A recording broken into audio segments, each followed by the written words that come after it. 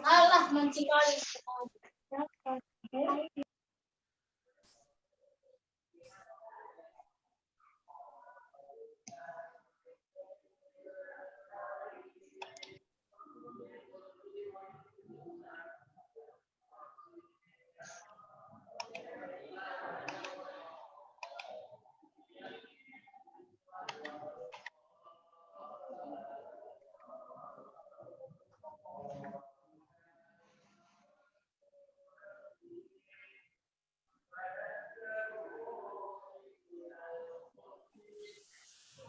Oke. Alhamdulillah bisa masuk lagi. Mohon maaf.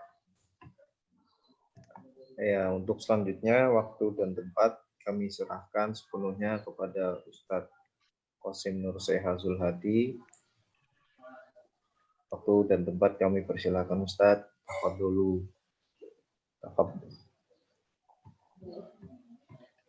Bismillahirrahmanirrahim. Assalamualaikum warahmatullahi wabarakatuh. Alhamdulillahirabbil alamin. Wassalatu wassalamu ala sayyidina wa maulana Muhammadin wa ala alihi wa ashabihi al-mujahidin at-tahirin at-tayyibin. Amma ba'd. Yang saya hormati dan saya muliakan seluruh asatid yang hadir dalam diskusi ini. Salam taklim buat semuanya dan seluruh peserta yang hadir yang dimuliakan Allah Subhanahu wa taala. Alhamdulillah kita bersyukur kepada Allah Subhanahu wa taala bahwa pagi ini kita bisa melangsungkan satu bentuk diskusi meskipun secara online ya. Ini tentu sebuah kesyukuran yang sangat besar di mana Allah mengizinkan kita untuk bisa tetap berbagi meskipun dalam kondisi yang tentu dapat dikatakan kurang normal karena emang dalam kondisi masih COVID-19. Salam dan salam mari senantiasa kita aturkan kepada uswatun hasanah kita Nabi Muhammad SAW.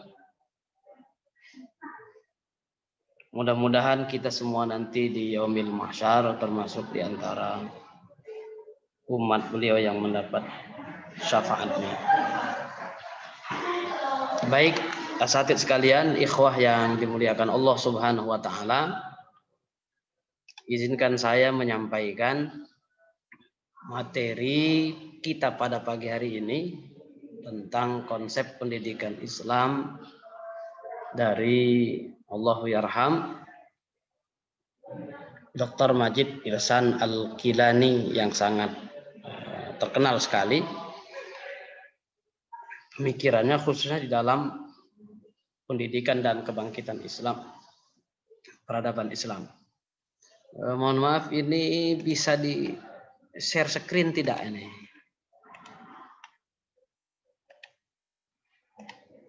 Ini sepertinya disable screen sharing ya. Oh. Ya, kalau bisa di-share di bagus kayaknya. Bisa saat nanti sama host izin share screenshot. Ya, di-share screen ya supaya ininya masuk ya. PowerPoint-nya.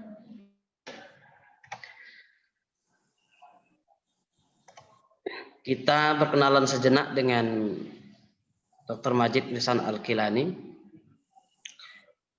Beliau dilahirkan di negara Jordania atau Jordan pada tahun 1351 Hijriah bertepatan dengan 1932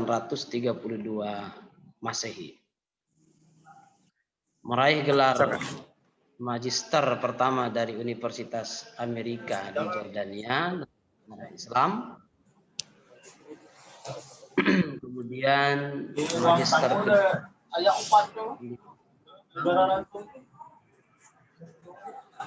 Kemudian meraih gelar doktor dari Pittsburgh Amerika dalam pendidikan Islam.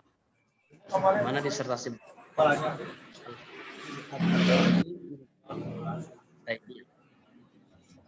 jadi ini sudah kita download ya bukunya Al-Fikru At-Tarbawi Ibnu Taimiyah.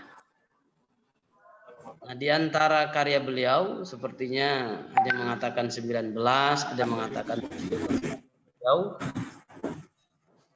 Di antaranya tentu yang sangat terkenal di Indonesia adalah buku yang diterjemahkan oleh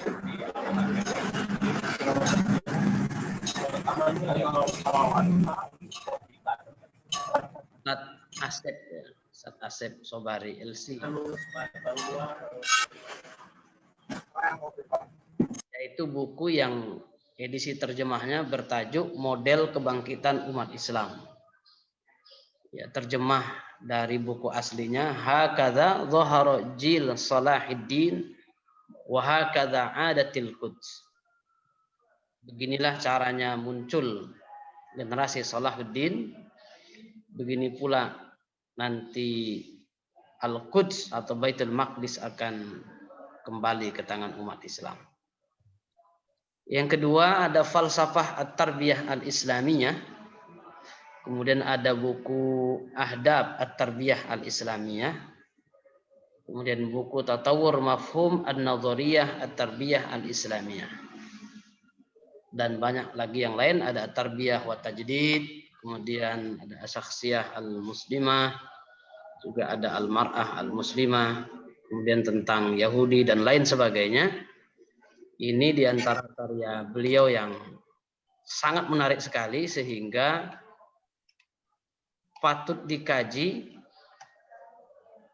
dan patut kita diskusikan, khususnya tentu kalau dalam saat sekarang ini waktu kita sangat terbatas, tapi saya boleh mengusulkan kepada kawan-kawan, para aktivis dan pengharap kebangkitan Islam kembali, supaya karya-karya beliau ini menjadi kajian serius. Karena memang beliau memandang bahwa kelemahan negara Islam, bahkan dunia Islam secara keseluruhan, adalah lemahnya sistem pendidikan, konsep pendidikannya. Oleh karena itu, dalam buku beliau misalnya yang bertajuk Tatawur Mafhum Nadhariyat At-Tarbawiyah Islamiyah, beliau menyatakan bahwa mengkaji pendidikan berikut dasar-dasarnya dan sejarahnya menjadi begitu penting, bahkan sangat dibutuhkan, utamanya di masa yang sangat sulit yang dilalui oleh dunia Islam saat ini. Jadi ini memang salah satu sorotan beliau, bahwa kelemahan dunia Islam adalah kelemahan di dalam sistem dan konsep bahkan konten pendidikan itu sendiri. Sehingga lahirlah kondisi umat Islam kita yang saat ini. Bahkan beliau mendiskusikan bahwa ada dua kelompok besar di tengah-tengah umat ini yang pandangan mereka berseteru. Yang pertama adalah orang-orang yang fokus kepada konsep dan konten pendidikan yang diwariskan oleh generasi sebelumnya. Ada juga orang yang taklid kepada orang-orang asing, dalam arti kata konsep pendidikan barat. Nah, ini menjadi sorotan beliau. Beliau mengutip pandangan Bayat dalam Muslim Education in Medieval Times. Ini dalam buku beliau tadi Tatawur Mafhum An-Nadhariyah At-Tarbawiyah Al-Islamiyah, bahwa Profesor Bayat ini menyatakan ketika para siswa belajar pendidikan di abad pertengahan, kerap kali mereka melupakan bahwa di samping pengajaran Latin, pendidikan Latin, terdapat kebudayaan atau peradaban Arab. Maksud beliau adalah Islam ini, yang gemilang,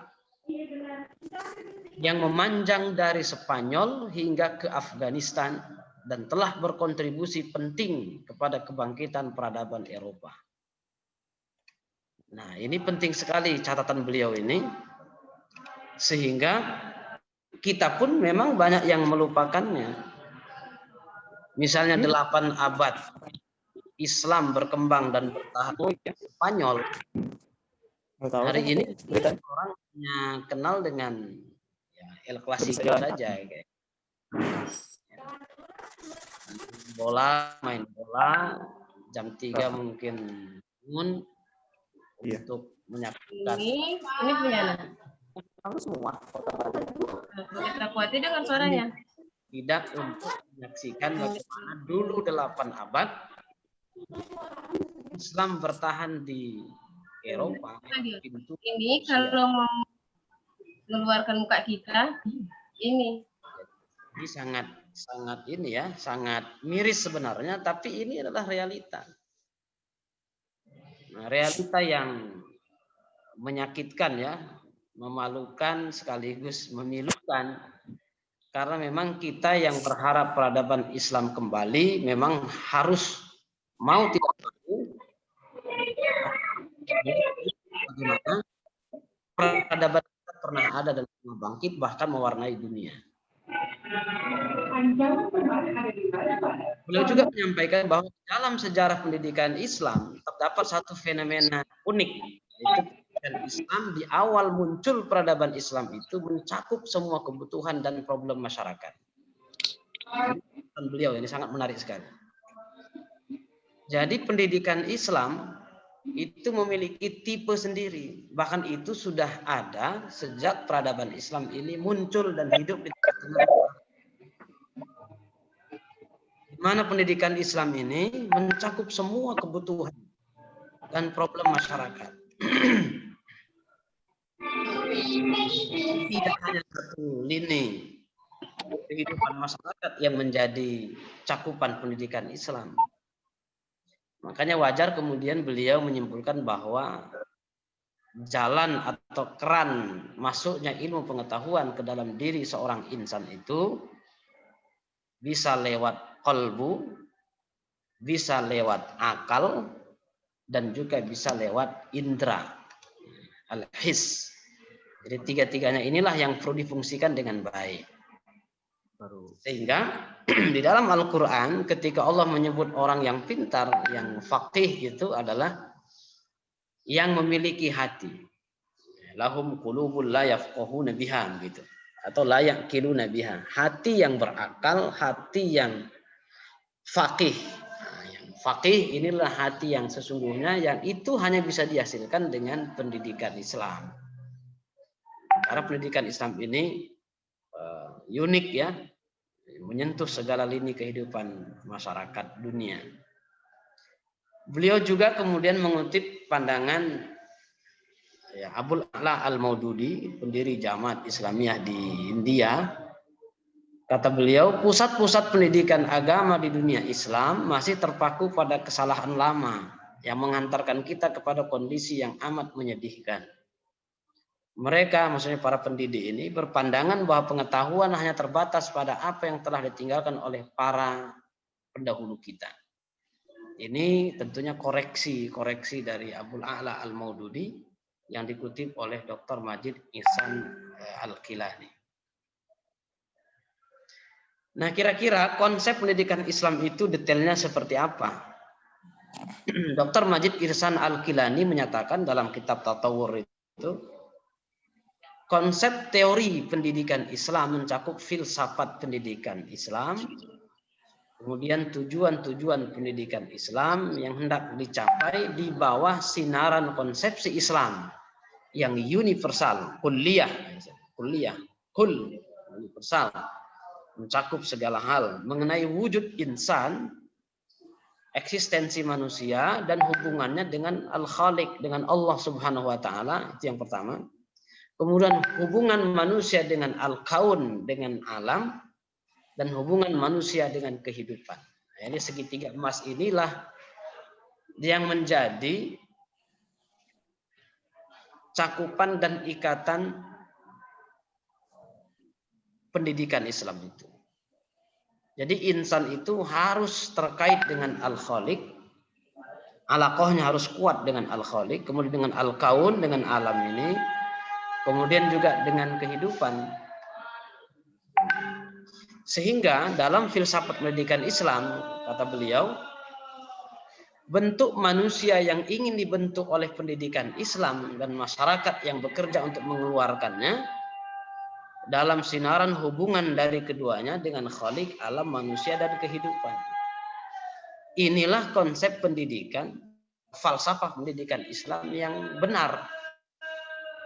Karena manusia tidak bisa dipisahkan dengan Al-Khaliq sebagai penciptanya.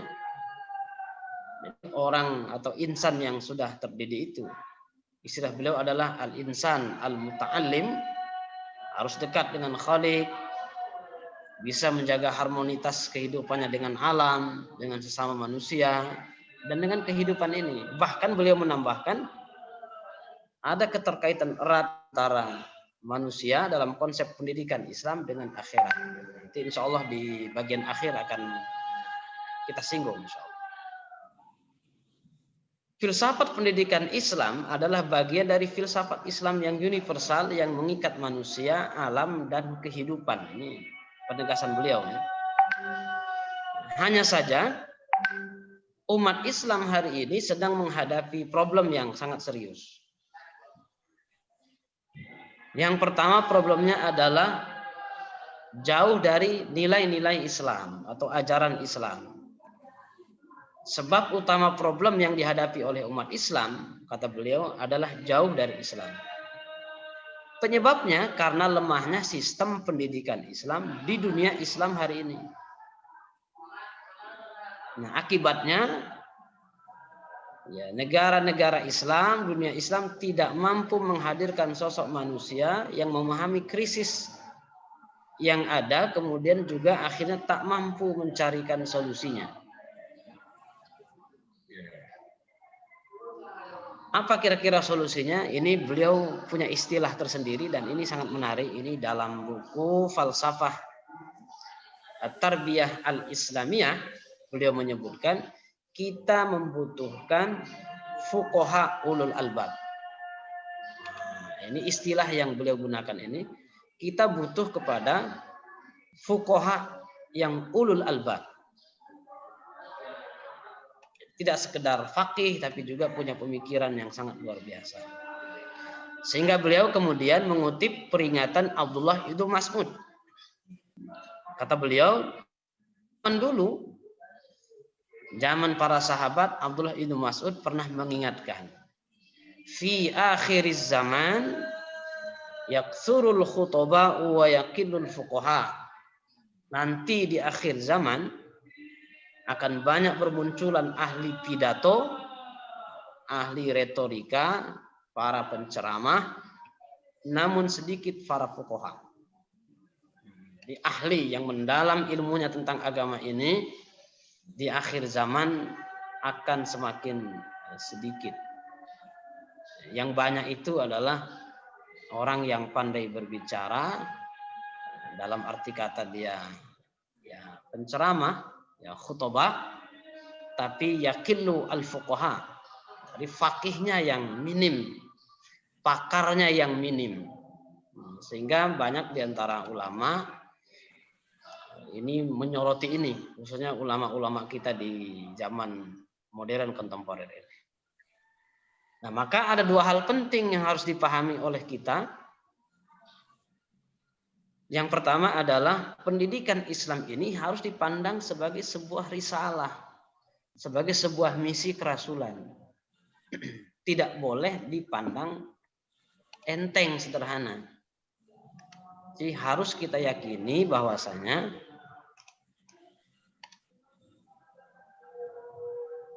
risalah kita ini adalah risalah pendidikan. Jadi jangan sampai kita tidak mengerti bahwasanya kita punya tanggung jawab yang sangat luar biasa.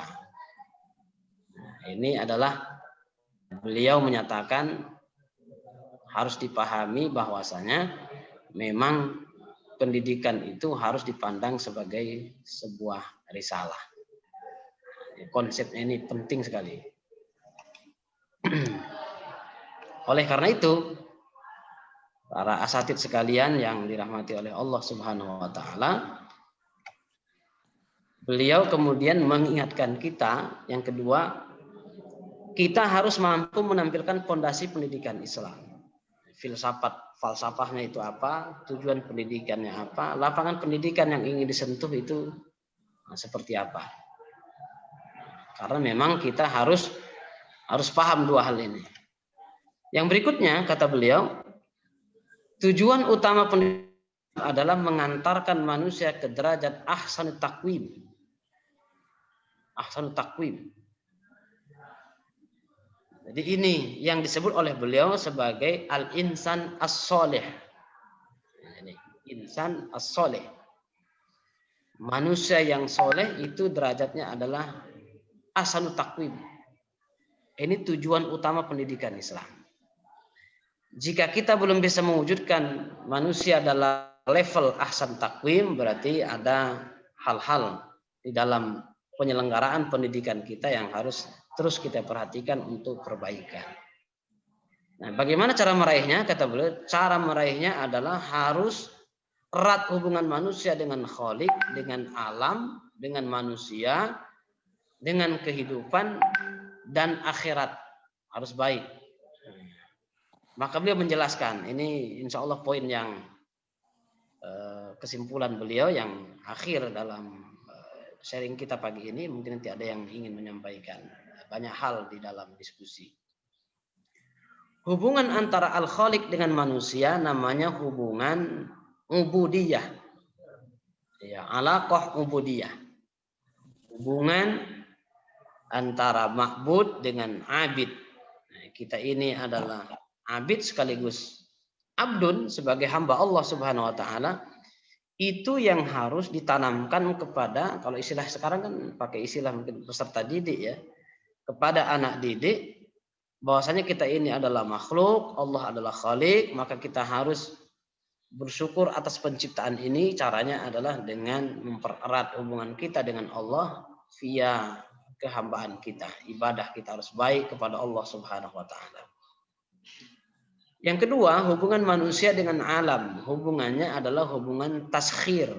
Jadi alam ini telah ditundukkan oleh Allah Subhanahu wa taala untuk maslahat manusia, maka manusia harus menjaga alam ini, memelihara alam ini. Kalau istilah Al-Qur'annya, wahyu kita itu, kata Allah Subhanahu wa taala, "Wala tufsidu fil ardi ba'da islahiha." Janganlah kalian membuat kerusakan setelah bumi ini diciptakan dengan baik oleh Allah Subhanahu wa taala. Sehingga Allah Subhanahu wa taala menyinggung kita misalnya dalam surah Ar-Rum, "Dhaharal fasadu fil barri wal bahri bima kasabat aydin nas liyudhiqahum ba'dalladzi 'amilu la'allahum yarji'un." Tampak kerusakan di daratan dan di lautan karena ulah tangan manusia.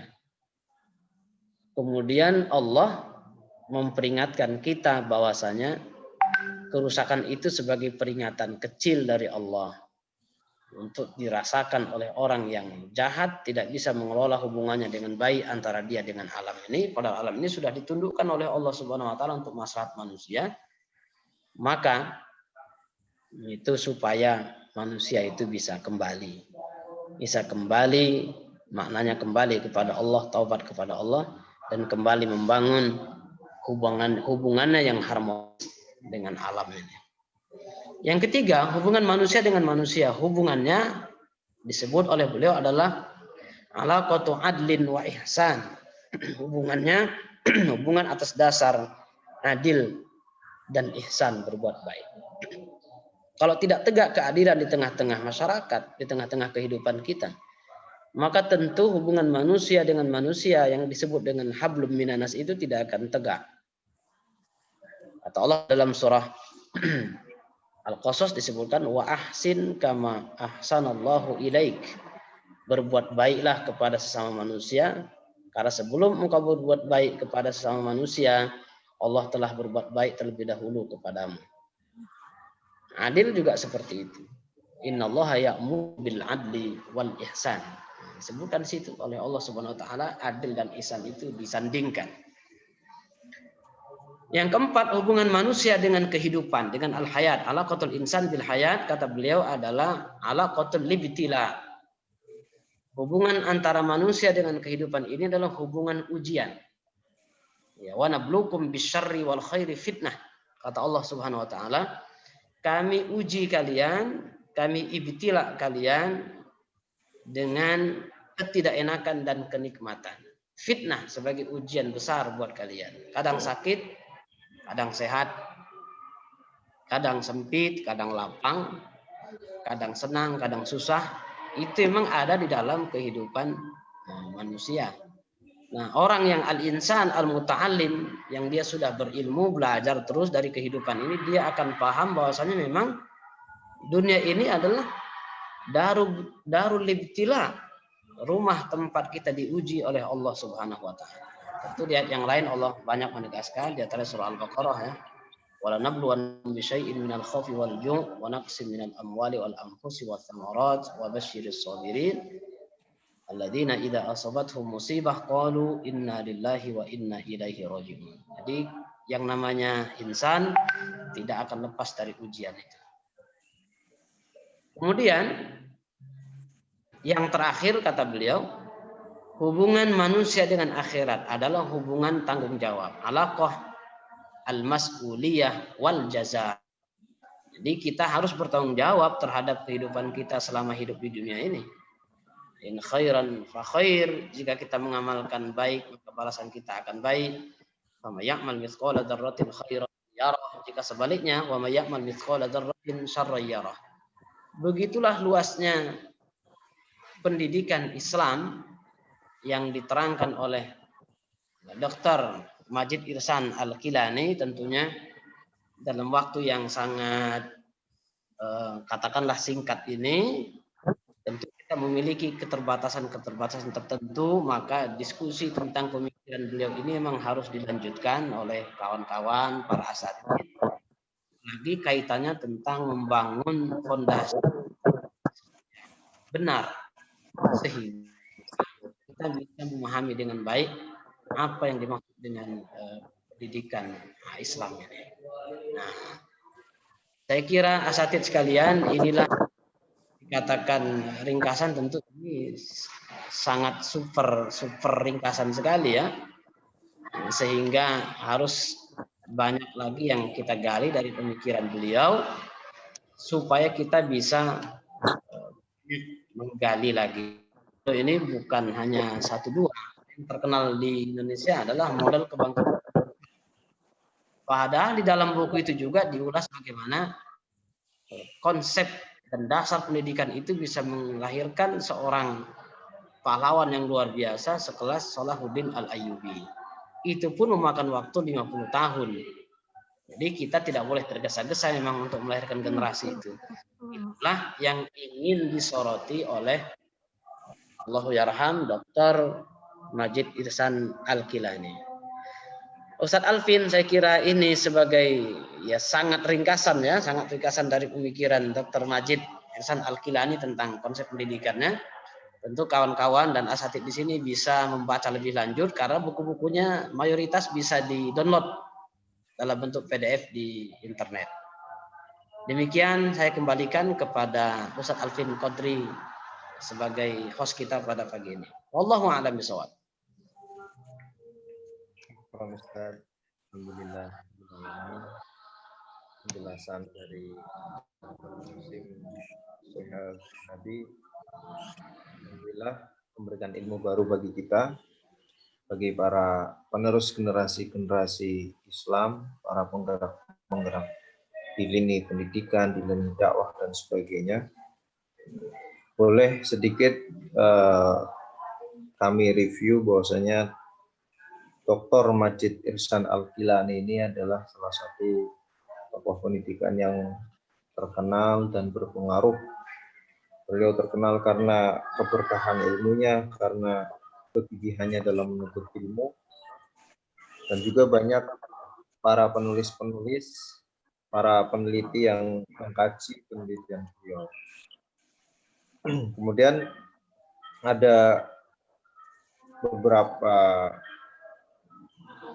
penjelasan yang sangat menarik bagi saya, yaitu hubungan dua hal penting dalam pendidikan Islam ini adalah pendidikan sebagai risalah dan menampilkan fondasi pendidikan, di mana tujuan akhir dari pendidikan ini adalah ahsanut taqwim, menjadi manusia yang manusia yang paling baik, manusia yang insan soleh, manusia yang benar.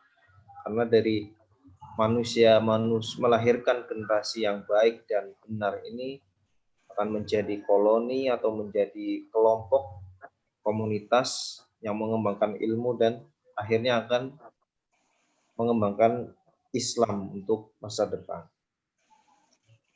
Kemudian juga dalam pembahasan tadi Ustadz Qasim menyinggung bahwasanya memang tujuan baik ini juga harus dilandasi dengan pergerakan-pergerakan yang baik juga. Misalnya seperti tujuan pendidikan di Indonesia ini sudah baik, menjadikan iman dan takwa sebagai goals-nya, tapi dalam pelaksanaannya perlu kita sama-sama evaluasi bersama.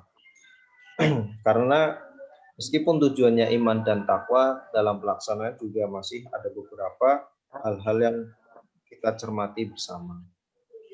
Seperti itu. Kemudian ada lagi yang sangat menarik pada pembahasan ini, yaitu bahwasanya ketika ingin melahirkan generasi kita butuh bersabar, kita butuh ibarat menanam padi, nanti ada suatu hari untuk memanennya, dan setelah menanam juga harus diopeni juga, harus diolah juga, dan sebagainya. Kemudian di sini juga Ibnu Mas'ud, beliau menyinggung, Ustadz Qasim menyinggung peringatan di akhir zaman akan banyak ahli pidato dan banyak pidato tetapi sedikit para fuqaha. Ibarat sekarang adalah banyak orang yang speak up dengan merasa kebenarannya, menghukumi yang lain tetapi dengan tidak dasar. Mereka memang pandai berpidato, tetapi untuk kepakarannya semuanya kadang perlu dipertanyakan. Itulah permasalahan pada sekarang. Nah, seperti itu. Oke, untuk selanjutnya boleh pada para pemirsa untuk memberikan pertanyaannya bisa melewati live chat langsung privasi kepada saya sendiri, nanti saya akan sampaikan kepada Ustadz Qasim Nur Seha Zulhadi. Pada para pemirsa atau pendengar audiens boleh mengirimkan pesannya kepada kami dan kami akan sampaikan, atau langsung mengirimkan pesannya kepada kami dan kami akan sampaikan kepada Ustadz Qasim. Aku akan pada para audiens untuk memberikan pertanyaan atau pembahasan yang lainnya. Syukron. Oke, untuk termin pertama kita membuka 4 pertanyaan, kemudian 3 pertanyaan dulu, kemudian dijawab, dan nanti ada sesi termin yang kedua. Terima kasih. Assalamualaikum. Waalaikumsalam. Waalaikumsalam. Tafadhol Ustaz. Saya boleh ikut tanya? Boleh Ustaz, tafadhol. Saya dari Sidoarjo, Jawa Timur.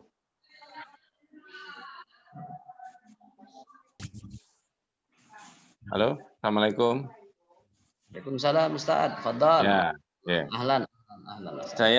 Saya rasa menarik ya, pendidikan Islam itu untuk selalu dibahas karena dasar daripada pengembangan manusia itu ya di pendidikannya itu. Tapi saya tadi mendengarkan uraian narasumber bagus sekali ya untuk berkaitan dengan konsep pendidikan yang menukil banyak Abul Ala tadi ya, Al-Maududi tadi ya. Apa tidak kemudian bisa diringkes bahwa pengembangan dasar, tujuan maupun ending daripada pendidikan Islam itu bersumber pada akidah tauhid. Akidah tauhid, konsep la ilaha illallah itu. Saya rasa konsep la ilaha illallah itu kan kemudian menyangkut hubungan antara manusia dengan Allah, manusia dengan alam, alam dengan Allah, dan seterusnya. Jadi kalau anak didik kita itu peserta didik kita itu sudah memahami konsep tauhid la ilaha illallah, nanti kan perilakunya dia kepada Allah dalam arti beribadah tidak syirik, perilakunya kepada alam, perilakunya kepada sesama manusia itu akan jadi bagus. Saya kok yakin itu karena konsep tauhid itulah yang paling dominan. Bahkan Nabi sendiri mengajarkan tauhid itu selama 13 tahun di Madinah itu, di Mekah ya. Periode Mekah itu. Saya rasa itu Ustadz, terima kasih ya. Saya di Sidoarjo dari Jawa Timur.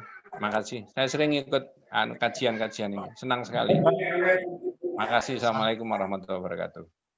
Waalaikumsalam. Terdampak COVID.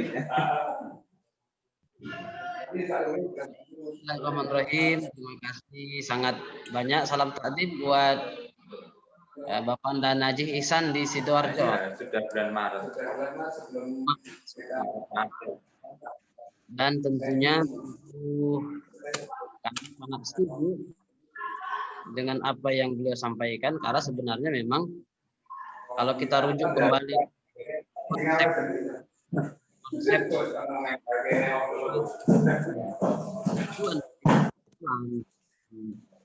pandangan Dr. Majid Ihsan Al-Kilani itu memang beliau ketika membahas tentang Ya di sini.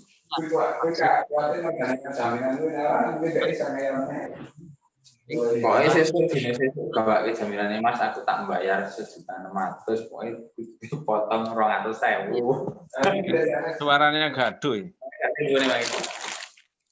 ada Pak Ismanto.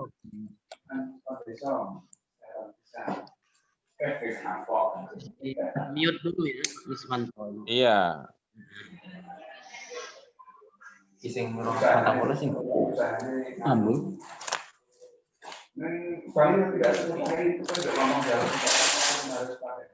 Hostnya bisa mematikan mestinya yang sumber suara itu. Kecuali narasumber yang bicara, mungkin begitu.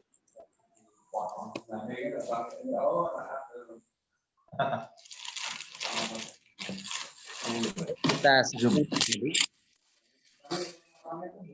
Memang yang disampaikan oleh Pak Najih tadi barusan kita bahwa itulah dasar memang yang paling utama dari konsep, bahkan masuk ke dalam konten pendidikan Islam itu harus ada itu. Harus ada yang benar-benar membenarkan arah ya, pendidikan Islam itu memang ke tauhid itu. Sehingga sepertinya di tahun 70-an itu Prof. Alatas juga sudah menyinggung itu. Sehingga beliau memiliki formulasi yang sangat menarik ketika beliau ingin fokus bahwa pendidikan Islam itu beliau usulkan menggunakan istilah takdib. Jadi takdib itu kata beliau sudah mencakup tarbiyah dan taklim. Puncaknya adalah takdib. Sehingga beliau pernah mengutip sabda Rasulullah SAW yang berbunyi, "Adabani Rabbi fa ahsana ta'dibi." Yang mendidikku langsung adalah Tuhanku Allah Subhanahu wa taala, dan dia telah memberikan pendidikan dengan sebaik-baiknya ke dalam jiwa dan perilaku Rasulullah SAW. Maka ketika beliau menyampaikan ayat-ayat suci Al-Qur'an kepada para sahabat itu menjadi misi pendidikan, sehingga tetap terkait dengan Allah Subhanahu wa taala. Misalnya di ayat surah Ali Imran di ayat 164 itu Allah Subhanahu wa taala menjelaskan bahwa memang Rasulullah itu menjadi nikmat besar tersendiri karena mewakili Allah. Sehingga kata Imam Al-Ghazali, kalau kita melihat dan mendengar, misalnya karena kita nggak bisa menyaksikan Rasulullah, mendengar nama Rasulullah itu kita harus langsung perasaan kita itu ini adalah wakil Allah, utusan Allah Subhanahu wa taala yang menyampaikan nilai-nilai pendidikan itu fondasinya adalah akidah itu, akidah Islam, tauhid. Sehingga kata Allah Subhanahu wa taala, laqad manallahu 'alal mu'minin id ba'atsa fihim rasulan min anfusihim. Allah telah memberikan karunia yang sangat besar kepada orang yang beriman ketika mengutus dari tengah-tengah mereka seorang nabi. Fungsinya adalah yatslu alaihim ayatihi, ini membacakan ayat-ayat Allah, wa yuzakkihim, membersihkan jiwa mereka, wa yu'allimuhumul kitaba wal hikmata, mengajarkan Alkitab, Al-Qur'an ini dan al-hikmah, kebijaksanaan, meskipun ada ulama yang menafsirkannya dengan sunnah. Tapi selama 13 tahun itu yatslu alaihim, khususnya dalam surah-surah Makkiyah itu memang fokus ke dalam membangun dan memperbaiki akidah, sehingga dari politeisme menjadi tauhid. Itu kerja yang sangat luar biasa sekali, sehingga ya menghasilkan para sahabat yang luar biasa, sehingga 10 tahun tinggal mengimplementasikan kekuatan akidah dan tauhid itu di Madinah Al-Munawwarah. Itulah artinya membangun peradaban, fondasinya adalah akidah. Ini pernah disampaikan sepertinya oleh guru kita, Allahu yarham. Kalau kami di Medan ini, karena beliau adalah putra Langkat, itu namanya Dr. Imaduddin Abdurrahim, ya, Bang Imad kalau kita sebut itu sampai membuat buku mungil sekali, tapi sangat bernas, itu kuliah tauhid itu. Itu disampaikan di Masjid Salman ITB, sehingga kuliah tauhid ini bisa membentuk kader-kader beliau yang sangat luar biasa. Kabarnya di antara kader beliau itu adalah ya, Anwar Ibrahim yang ada di Malaysia itu. Ini adalah sangat luar biasa, bahkan mungkin termasuk Bapak Eha Mahwa, termasuk yang pernah kena sentuhan didikan Bang Imad ini, sehingga luar biasa kita lihat dedikasinya kepada bangsa ini. Itu karena dasar akidahnya yang tadi sudah benar, sebagaimana yang disampaikan oleh Bapak Najih Ihsan dari Sidoarjo. Jadi memang Bapak Ihsan atau Bapak Najih ini memang satu hal yang harus menjadi renungan kita bersama, bahwasanya memang fondasi pendidikan Islam itu yang sudah disampaikan oleh Rasulullah tidak mungkin tidak, harus kepada akidah atau tauhid itu. Wallahu a'lam bishawab. Dan saya sangat luar biasa saya menerima ilmu ini yang usulan dasar sekali dari Bapak Najih Ihsan di Sidoarjo. Wallahu a'lam bishawab.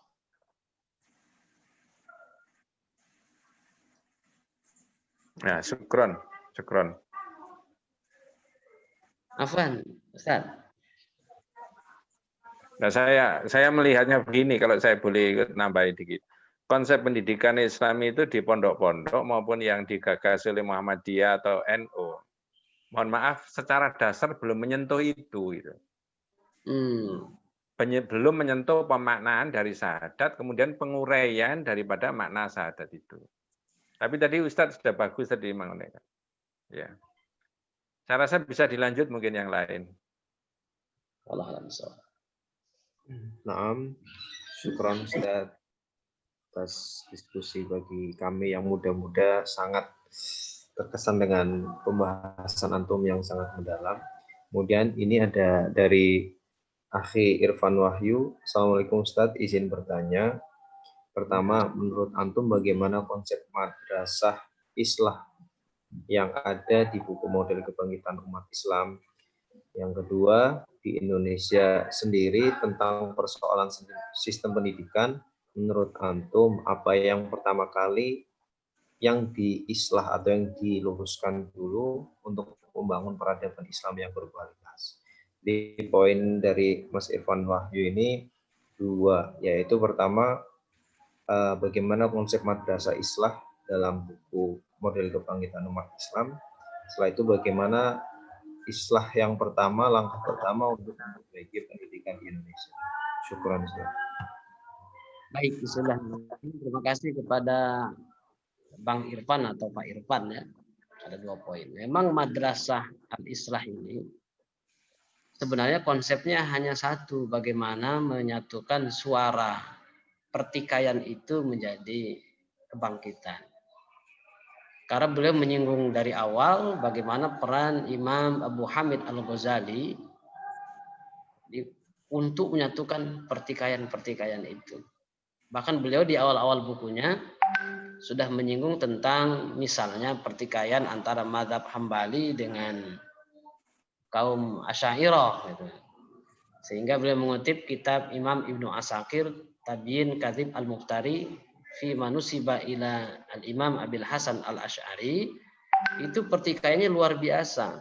Jadi pengikut mazhab Hambali merasa mewakili kebenaran dari umat Islam, kemudian mazhab Asy'ari yang notabene fikihnya adalah Syafi'i itu cenderung mengatakan bahwasanya dalil-dalil yang digunakan oleh pengikut mazhab Imam Ahmad bin Hambal itu belajar dari kami, begitu kira. Padahal itu serangan kepada negara Islam atau dunia Islam itu sangat-sangat intens sekali itu dari musuh-musuhnya. Sehingga sebelum melakukan perbaikan islah itu, maka memang harus istilah Imam Al-Ghazali itu harus kita punya ulama-ulama yang bermental dokter, bermental tabib.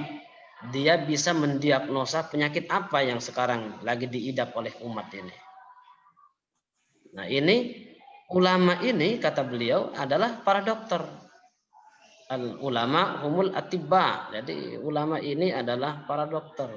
Nah kalau tidak ada ulama yang bermental dokter ini, jadi sulit mendiagnosa penyakit umat ini apa, sehingga ngasih obatnya juga bisa keliru. Nah di zaman itu pertikaian luar biasa, aliran sesat luar biasa juga, sehingga beliau sampai mengarang buku ya, Fadhaih Al-Batiniyah yang disebut oleh beliau itu juga At-Ta'limiyah. Inilah yang harus diluruskan. Konsep ilmunya harus benar. Jika konsep ilmu ini sudah benar dibawa oleh para mu'alim atau ulama yang bermental dokter tadi itu, diagnosanya benar, sehingga penyakitnya sudah ketahuan apa, maka bisa dicarikan obatnya yang benar. Nanti kemudian madrasah ini berlanjut sampai di Baghdad, di Nizamiyah. Nah, jadi Al-Wazir, ada Perdana Menteri Nizamul Muluk, beliau di situ diangkat sebagai, kalau istilah kita sekarang ya rektor di Madrasah Nizamiyah itu. Disitulah beliau menyampaikan, bahkan melalui perdebatan, menulis risalah untuk membenarkan ilmu itu.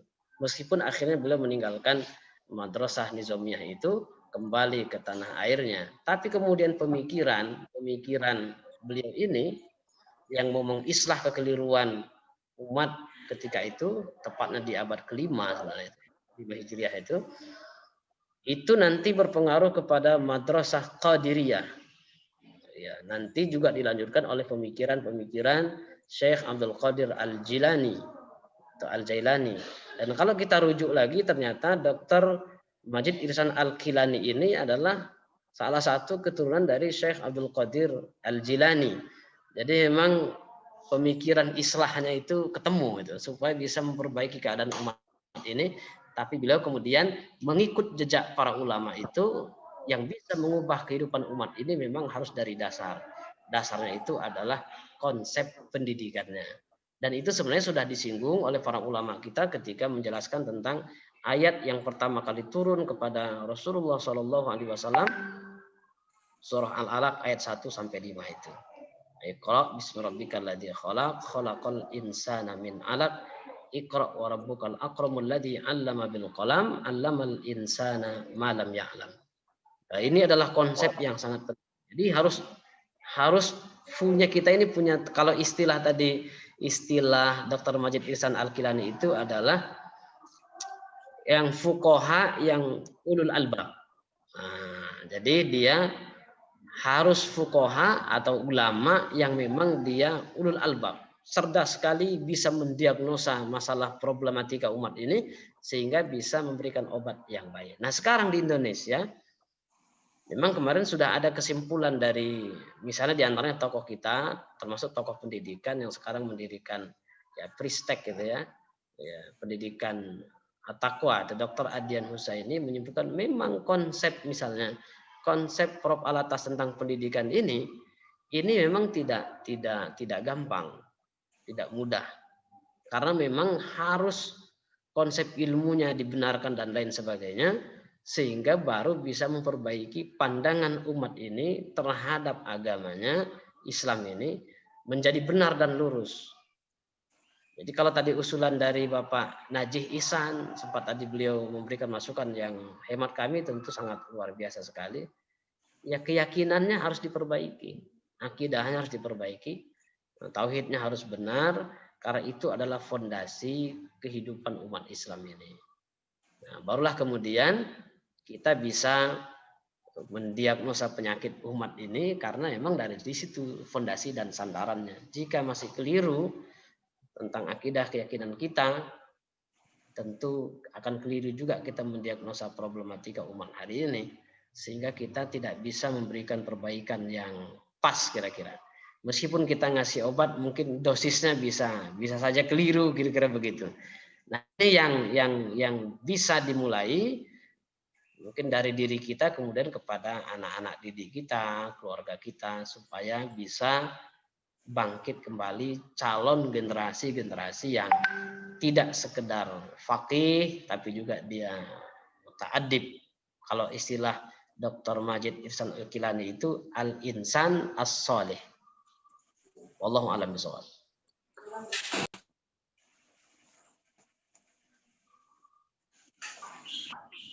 Oke, nah Ustaz, syukron atas jawabannya dari pertanyaan Akhi Irfan. Alhamdulillah sangat mencerahkan. Kemudian untuk pertanyaan sekali lagi yang termin pertama, boleh silahkan chat terlebih dahulu, kemudian bisa mengaktifkan mikrofonnya. Syukron.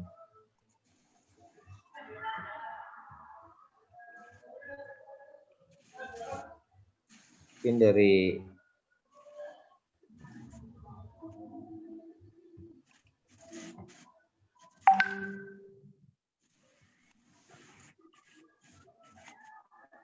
cari dulu.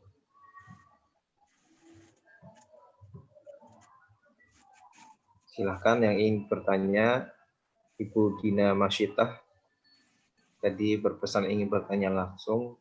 Silahkan untuk memberikan pertanyaannya. Syukron.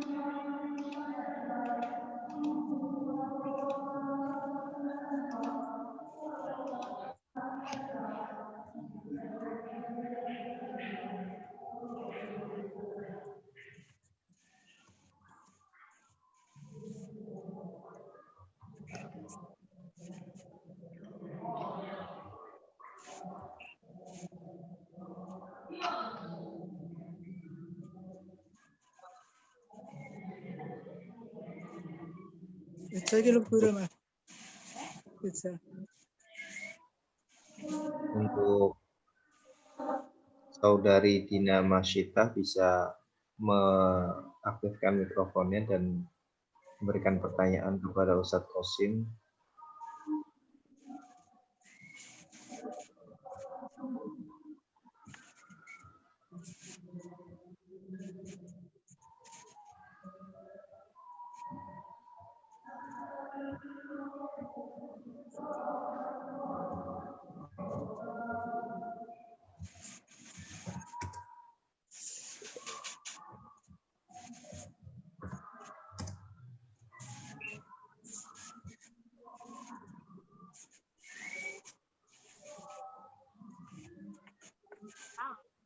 Pada zaman yang umum-umum lainnya, nah di situ karena banyak orang mahasiswa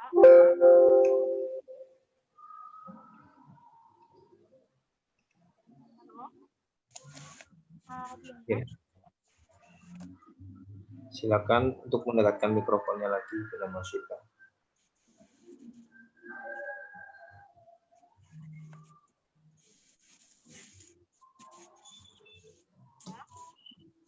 yang ingin saya tanyakan adalah bagaimana hubungan akidah dan ilmu akal di zaman Ibnu Sina dan para ilmuwan lainnya di zaman Islam, karena ketika berbicara tentang ilmuwan Islam dan kebangkitan ilmuwan, nah kampus sendiri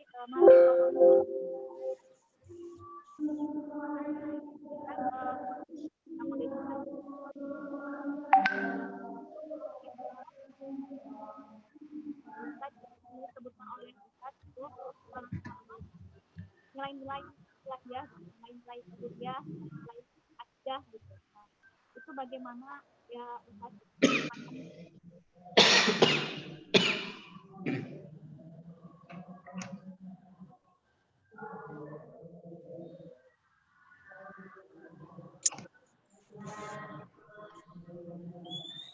Enam, Ustaz, mungkin dari saudari dan Masita boleh direspon kepada Ustaz Tafadhol. Baik, bismillahirrahmanirrahim. Tadi saya kurang jelas kayaknya pertanyaannya ini.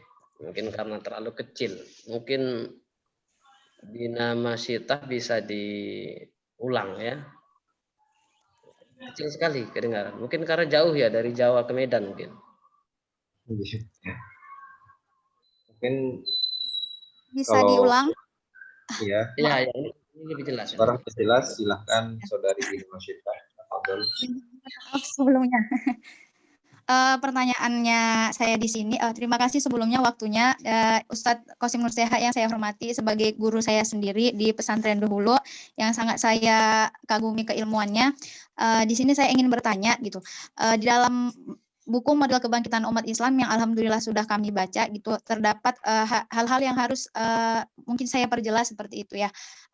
Di sini saya ingin bertanya bagaimana sebenarnya hubungan akidah dan ilmu akal yang ada pada zaman Ibnu Sina dan ilmuwan-ilmuwan yang ada pada zamannya gitu.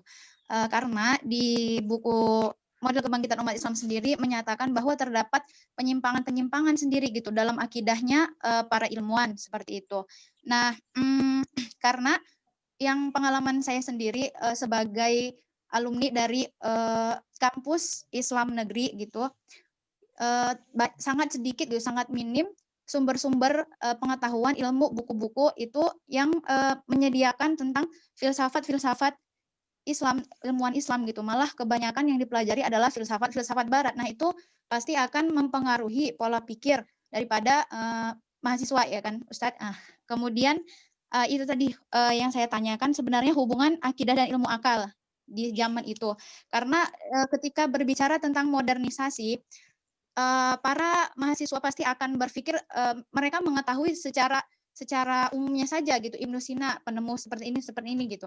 Tapi tidak mengerti bagaimanakah sebenarnya akidah yang ada yang benar di belakangnya seperti itu. Nah, apakah model kebangkitan umat Islam ini dapat menyatukan gitu, menyatukan antara yang modernisme dengan akidah? Mungkin itu saja. Wabillahi taufiq wal hidayah. Assalamualaikum warahmatullahi wabarakatuh. Waalaikumsalam warahmatullahi wabarakatuh. Baik, terima kasih kepada ya Ukhti Dina Masita yang sudah menyampaikan hal yang menarik. Yang pertama memang tentu ada dalam setiap penggalan sejarah itu ada tokoh-tokoh Islam yang tampil dengan tujuan yang baik untuk membela Islam dari sisi keilmuan yang mereka kuasai. Bisa filsafat, bisa kedokteran, bisa yang lainnya, bisa ilmu-ilmu yang sifatnya al-ulum asy-syar'iyyah, bisa tafsir, bisa hadis. Nah, khusus Imam Ibnu Sina ini, tentu beliau ini karena juga sebagai seorang dokter, di mana bukunya masih menjadi rujukan sepertinya sampai sekarang, meskipun yang tercatat sampai abad 17 Masehi, buku beliau Al-Qanunu fit Tibb itu masih menjadi rujukan di negara-negara Eropa. Oleh karena itu, dari satu sisi ini tentu beliau adalah master ya, beliau adalah disebut Ar-Rais. Ar-Rais artinya adalah maha guru di dalam masalah ilmu kedokteran. Tapi juga beliau juga bercerita tentang filsafat, kemudian ilmu mantik dan lain sebagainya, dan juga dianggap pakar di sini. Cuman oleh sebagian ulama tentu ada yang dipandang keliru. Misalnya dari sisi filsafat. Beliau dikritik misalnya oleh imam yang lain, Imam Al-Ghazali misalnya. Mungkin satu paket dengan Al-Kindi, Al-Farabi, Imam Ibn Sina dan lain sebagainya, dianggap sebagai mungkin filosof, kalau istilah yang biasa mengkaji filsafat mungkin peripatetik gitu. Sehingga di dalam Tahafut al-Falasifah, Imam Al-Ghazali menyebutkan 3 hal yang bisa menjadikan filosof itu bisa keluar dari Islam atau kufur. Di antaranya adalah Allah la ya'lamu al-juz'iyat. Allah itu tidak mengenal sifatnya yang detail, yang kecil-kecil itu. Itu enggak Allah enggak itu gitu. Kemudian di antaranya juga hasrul ajsad. Para filosof yang peripatetik ini yang dia mungkin berkiblatnya ke Aristoteles, ya, itu dipandang mengingkari kebangkitan jasmani manusia nanti di padang mahsyar. Nah, itu yang kalau meyakini itu, maka beliau memandang, Imam Ghazali ini memandang bahwasanya para filosof yang seperti itu dianggap berada di luar Islam. Nah, tapi juga ada catatan tersendiri bahwasanya tentu orang-orang yang di luar Islam ya amat cemburu kepada para ulama yang sehebat mereka itu, sehingga bisa saja ada fakta-fakta yang dikelirukan sehingga kita tidak lagi menaruh hormat kepada sekelas Ibnu Taimiyah misalnya. Sampai sekarang kan juga masih ada yang mengatakan beliau itu adalah misalnya Syiah nih. Tasyayyu minimal beliau itu pro kepada Syiah. Tapi susah dicari landasannya beliau mengajarkan ajaran Syiah. Ini yang susah itu. Nah, tapi kalau ada yang mengkritik beliau tentu, dan itu tradisi ulama sejak dulu, saling kritik mengkritik itu adalah tradisi ulama. Biasanya yang nggak suka kritik itu ubaru biasanya itu, bukan ulama itu ya. Ya ubaru itu tak suka dikritik dia. Tapi kalau ulama itu biasa, justru dari kritik itu melahirkan karya-karya yang mungkin kalau hari ini Imam Al-Ghazali masih hidup dan juga Imam Ibn Rus masih hidup, itu bisa saling bantah pakai tahafud, tahafud dan lain sebagainya. Beberapa tahafud itu pernah disampaikan oleh guru kita, Dr. Hamid Fahmi Zarkasi. Sekiranya Imam Ghazali masih hidup, Imam Ibn Rus masih hidup, itu tentu akan berapa tahafud falasifah yang akan lahir dan berapa kitab tahafud at-tahafud yang akan lahir. Jadi Imam Ghazali juga dikritik orang. Bahkan katanya ilmu kalam beliau meruntuhkan peradaban, kemudian beliau ini yang bikin mundur karena menghidupkan ilmu-ilmu agama, ilmu-ilmu akal beliau tidak pakar. Mungkin lupa bahwasanya Imam Ghazali ini adalah pakar usul fikih. Dan jangan lupa kitab Al-Mustasfa min Ilmil Usul itu diringkas oleh Imam Ibn Rus. Itu luar biasanya itu. Sehingga melahirkan buku usul fikih Ad-Daruri fi Usulil Fiqh. Artinya dikritik itu bukan pribadinya, yang mereka kritik adalah pemikirannya. Itu hebatnya ulama kita. Kalau kita sekarang kan gaya PKI. PKI itu kalau logika orang sudah tidak bisa dibantah, udah cari aja kasusnya. Kira-kira bunuh pribadinya, itu PKI. Ulama kita kan tidak berpaham syuyu'iyah gitu. Nah, jadi wajar saja. Cuman bagi kita yang masih dalam level, termasuk saya, level masih fil marhalah al-jam'i wa tahsil, masih dalam fase mengumpulkan dan mengoleksi ilmu-ilmu, memang kita sebaiknya tidak terlibat dalam perdebatan itu karena itu sudah selesai. Karena zaman mereka itu bukan zaman kita. Nah, zaman kita ini sekarang perlu kita ambil sarinya gitu. Sarinya kita ambil. Itu sebagai khazanah karena mereka juga sudah wafat. Tapi sebagai kajian ilmiah tentu harus tetap kita kaji. Nah, khusus bagi kawan-kawan mungkin yang di bangku kuliah, bangku mahasiswa ini, nah world view-nya yang perlu diselamatkan ini. Ya, atas sawurnya yang perlu diselamatkan sehingga ketika berbicara modernisme itu kiblat mereka justru harusnya ke Islam bukan ke Barat misalnya. Karena sebenarnya mereka berhutang budi kepada Islam, termasuk filsafat. Susah ya, seorang Barat susah memahami pemikiran Plato, Aristotle tanpa melewati pemikiran Ibn Rus. Repot itu. Nah, sehingga disebut al-muallim ats-tsani dan lain sebagainya itu tentu ada ini kan syarah ya. Mungkin al-muallim ats-tsani al-Farabi sepertinya itu. Jadi syarah penjelas pemikiran filsafat Yunani itu adanya adalah di tangan Ibn Rushd. Makanya ada aforisme di barat itu. Nah, cuman kan beliau punya pemahaman yang mendalam tentang fisika. Kemudian dia astronomi juga luar biasa. Beliau juga adalah hafiz Quran.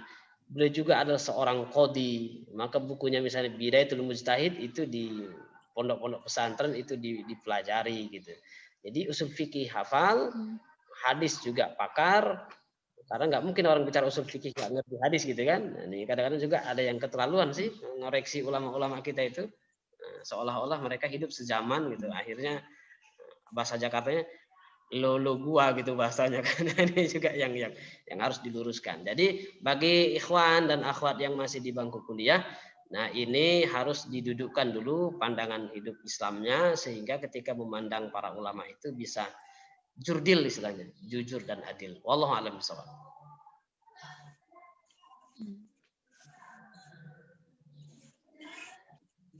Terima kasih banyak Ustadz. Afan.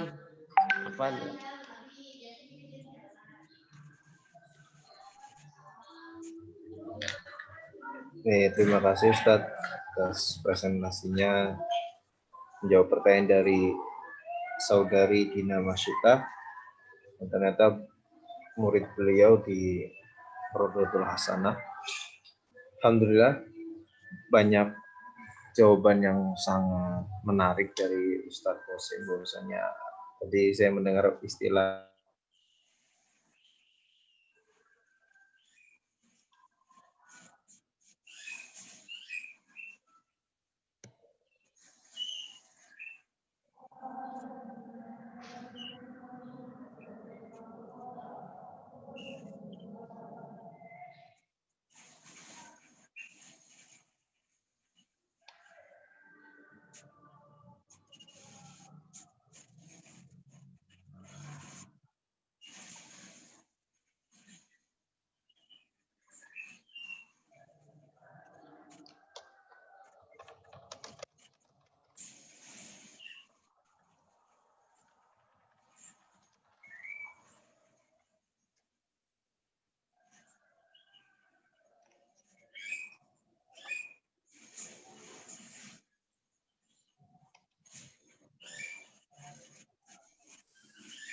Qasim Nurseha, maksudnya ada istilah ulama dan ubaru.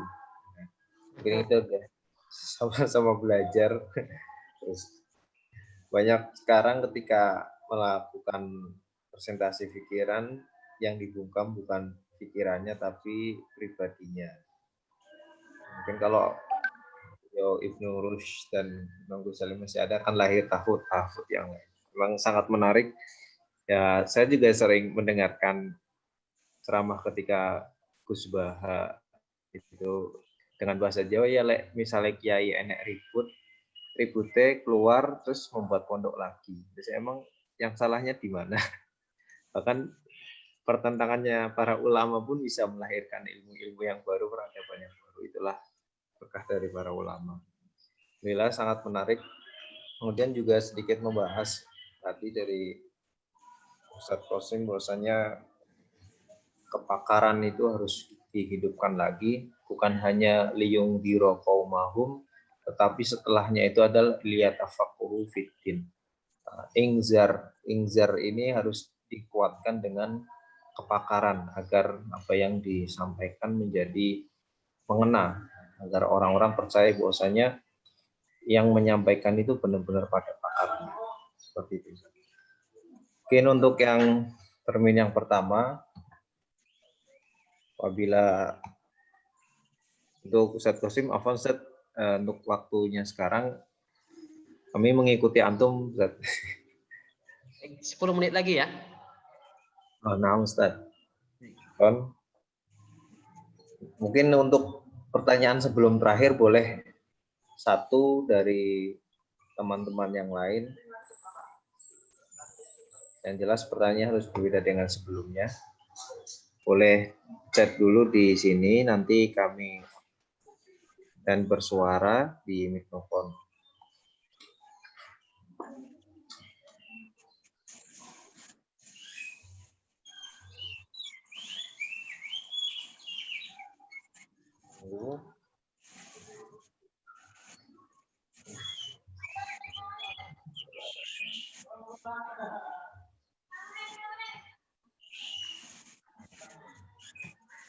Oke lah. Mungkin kalau misalkan kita tunggu 1 menit lagi untuk yang ingin bertanya, silahkan. Kalau 1 menit sudah lewat, langsung saja kami akan review dan kami akan tutup majelis Rabithah Ukhuwah Islamiyah pada Sayyidul Ayyam hari Jumat ini.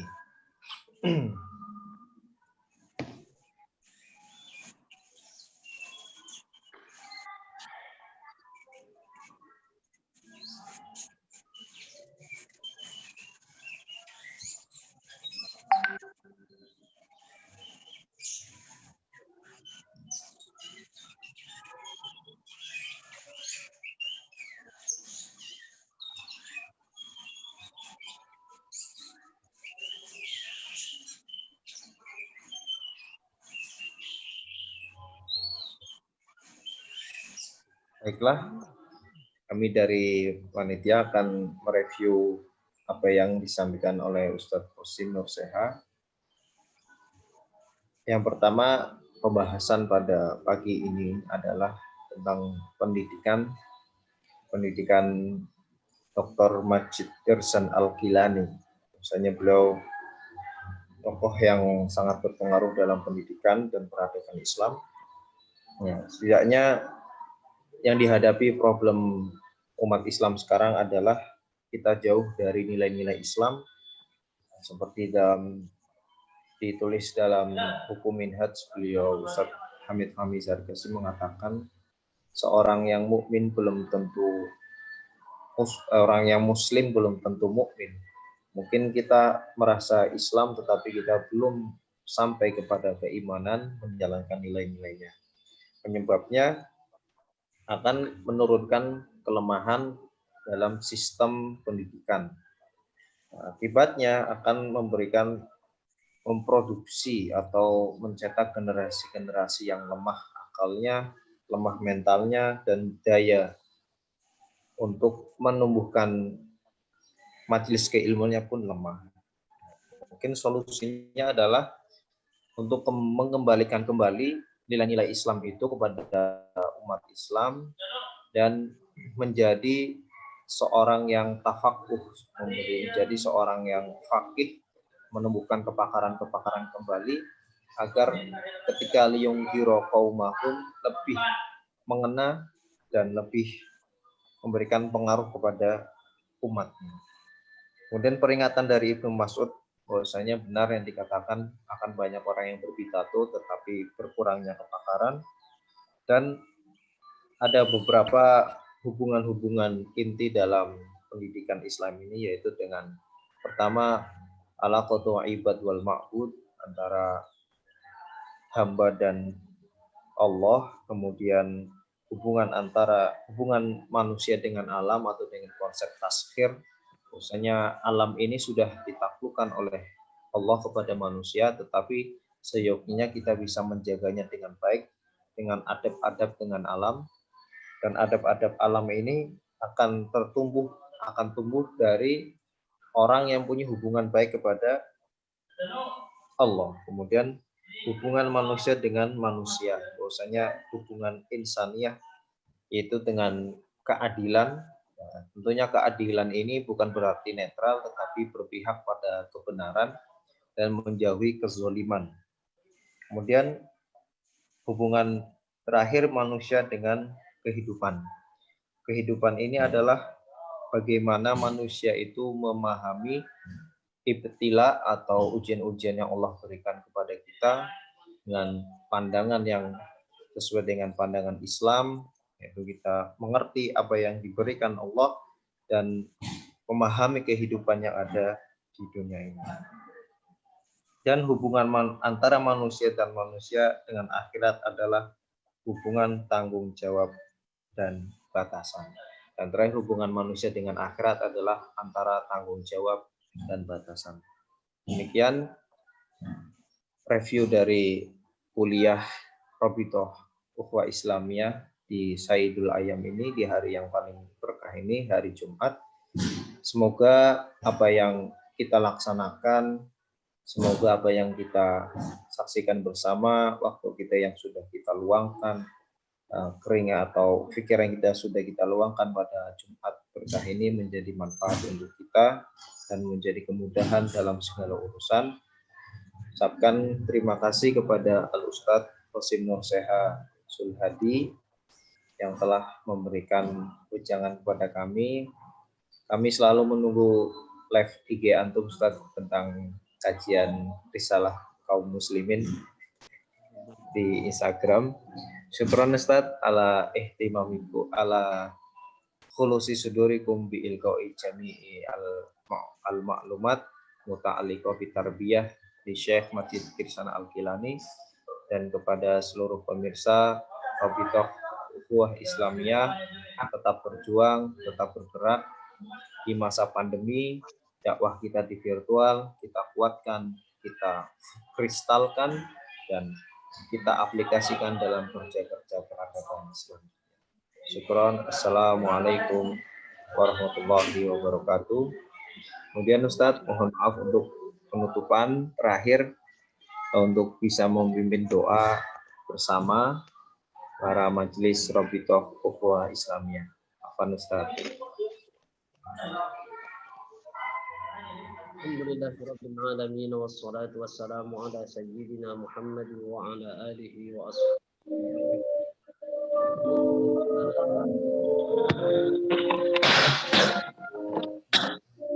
Amin.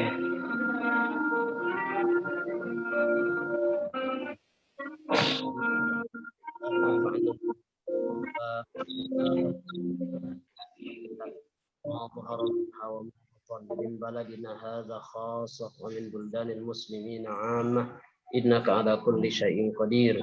اللهم احفظنا وعلماءنا وأساتذتنا وأولادنا وأسرتنا وأهلنا كل سوء ومكروه إنك على كل شيء قدير فإنك خير حافظا وأنت أرحم الراحمين. ربنا ظلمنا أنفسنا وإن لم تغفر لنا وترحمنا لنكونن من الخاسرين. ربنا آتنا في الدنيا حسنة وفي الآخرة حسنة وقنا عذاب النار والحمد لله رب العالمين.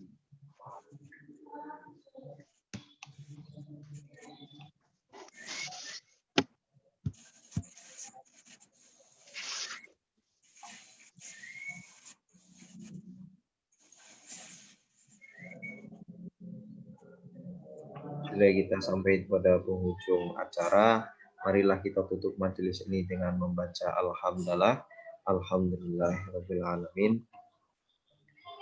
Dan ucapan selanjutnya, syukron Ustadz atas ilmu yang diberikan.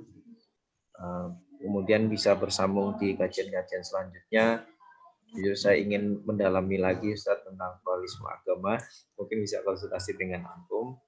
Karena ada satu proyek skrip saya ingin menjadikan buku tentang Johan Effendi Ustaz, untuk kritik pluralisme agama.